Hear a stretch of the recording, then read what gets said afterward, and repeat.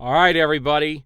I am back for Ahsoka Season 1, Episode 5, entitled Shadow Warrior. Now, wow. All I could say is this episode was freaking amazing.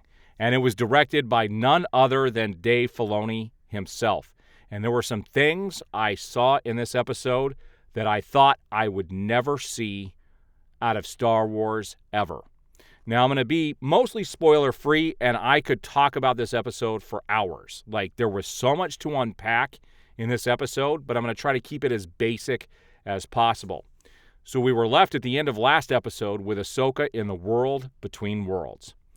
This is where this picks up, and she actually has quite a bit of time with Anakin. And so they have a de-aged Hayden Christensen, and it was him. Now, I've seen some people complain online that it was terrible de-aging. I didn't think so. Last week looked a little wonky. This week didn't bother me at all. I thought it was much better in the episode overall. And Ahsoka spent a lot of time with him there. They engage in lightsaber battle, and he keeps asking her, does she want to live or die? And she keeps getting the answer wrong, and it was almost nonsensical with how that all played out and where it went. But it's what happened when she was there that was absolutely amazing. As a fan of Star Wars and being a fan my entire life, the one of the things I wanted to see as a kid more than anything was the Clone Wars. Yeah, we got the Clone Wars as a cartoon series, which is decent, okay, which is good. It's really good. But, you know, when the prequels were coming out, and you had Episode 1, and then you had Episode 2, and then they skipped the Clone Wars entirely, and we went into Episode 3, I was like, what the heck? I wanted to see the Clone Wars brought to life. Well, we got to see that in this episode. And we got Ahsoka fighting alongside Anakin in several different scenarios that they got to go through during the Clone Wars. We got Tamora Morrison back as, Cody. I think it was Cody. I can't remember. It was really cool to see them go through these different scenarios that had been played out in Star Wars history. She even got to fight him when he was turning to the dark side, and that's when she decided she wanted to live, and then she ended up back in the real world. So it's almost nonsensical how that all came about, but visually it was incredible, and the direction by Dave Filoni was phenomenal. We also had Hera there trying to find her, and her son Jason was the one who actually was able to feel through the Force that she was fighting somebody, and he could hear the lightsaber battle, and was able to he was able to guide them to where to go to get Ahsoka, which was really cool. We also had the Republican fleet going after them. Found out that she had taken off on her own as a rebel, obviously, and they went to go gather her and the people who went with Hera.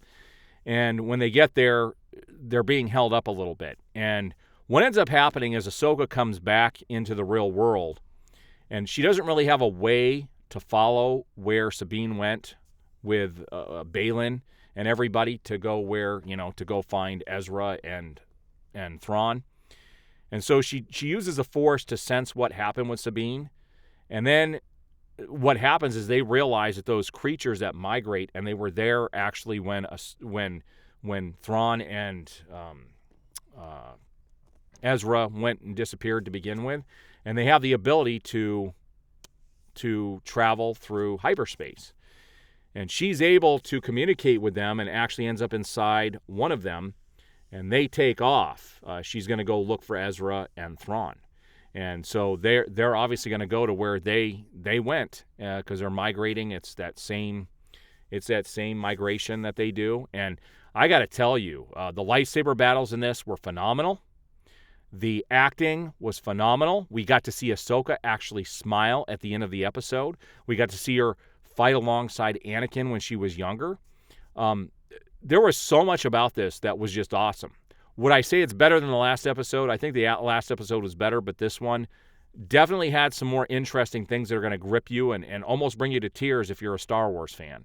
And they actually played the Star Wars music when Jason was using the Force to kind of locate Ahsoka, which was really, cool. It was nice to hear the music. Disney owns all this stuff. There's no reason why they shouldn't be using it more often. And I really enjoyed that part of the episode. I am actually going to watch this again. I watched last week's episode several times. I'll watch this one again. It was phenomenal. I could literally talk about just the meaning behind everything for hours. This is a show that's going to be unpacked for years to come. It'll be talked about. And it's definitely shaping up to be much better now in the second part of the season. We have 3 episodes left. Hera actually got left behind. She couldn't jump with them. So it is just Ahsoka going off on her own. And this is going to be interesting to see where this leads. We've got 3 episodes left, and who knows what the next episode is going to be. I'm eager to see Thrawn. I'm eager to see Ezra. And so, again, and I tell people, if you haven't seen Rebels, you're not going to get as much out of the show. And I had some people lambaste me about that you didn't know who Darth Vader was in the original trilogy and stuff like that. This is a little bit different. Like, this is a direct continuation of Rebels. And what was really cool also was to see the Ghost as an actual ship. And we got to see it in Rogue One for a few minutes, for a few shots. But we get to see the Ghost. We're seeing Rebels basically brought to life. We're seeing the Clone Wars brought to life. This was a great episode. It's trailing off. We've got 2 incredible episodes in this season. The rest were kind of mediocre, but these last 2 were phenomenal. So I'm looking forward to what's going to happen next week. If you guys have seen it, what did you guys think? I will see you on the next recap.